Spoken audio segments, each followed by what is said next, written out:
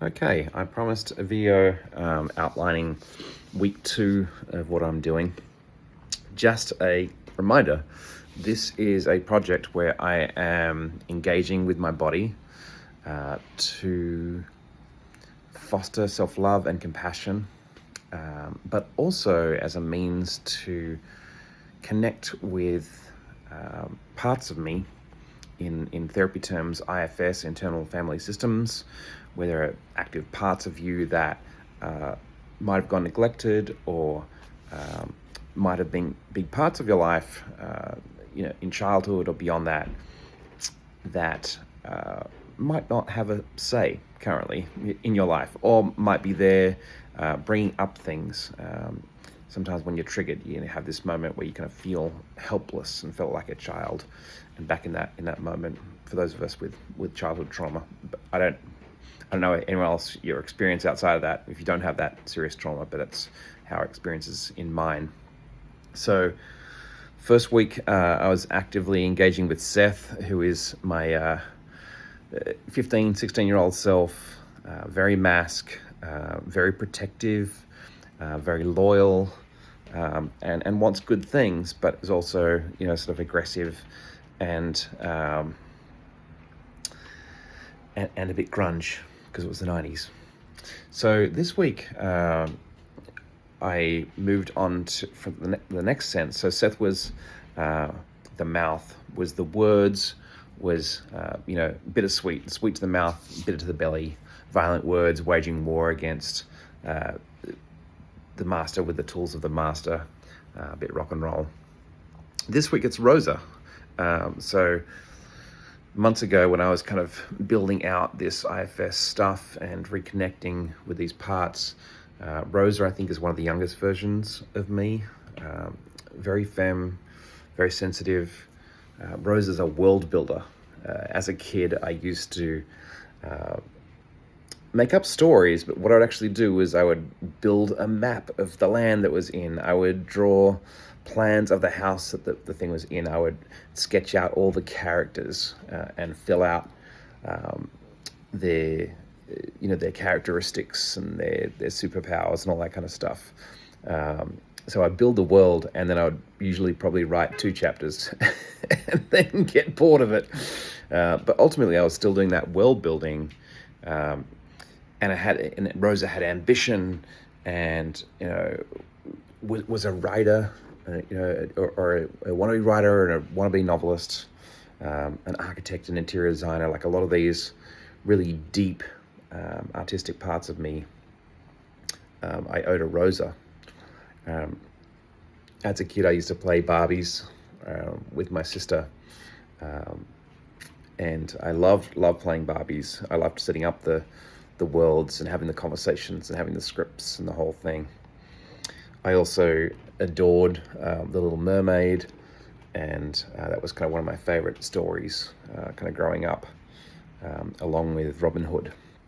So so that's Rosa, and that's months ago I wrote that on this this piece of paper, which now lives on the back of my door.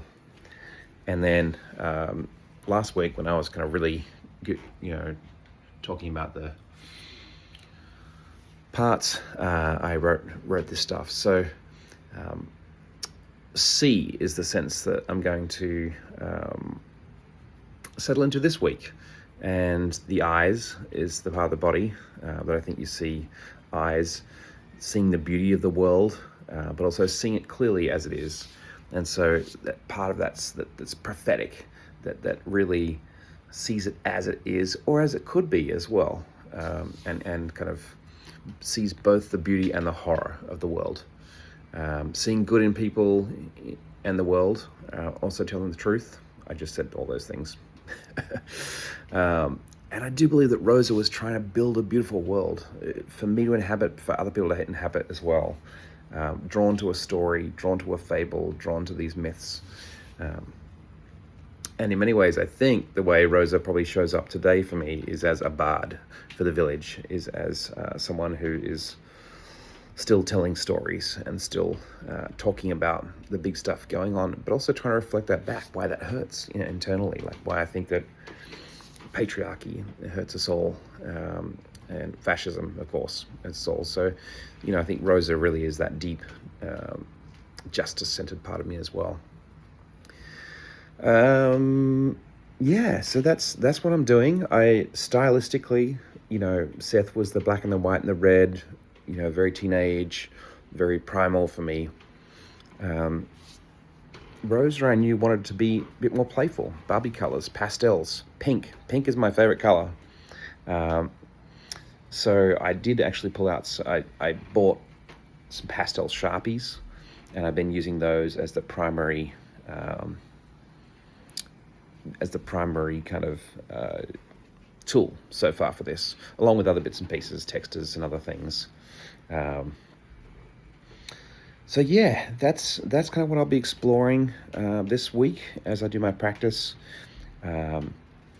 It is going to be a bit of a weird week in the sense that tonight my housemate who lived in the attic upstairs is moving out the last of his things, and I will actually get access to that room.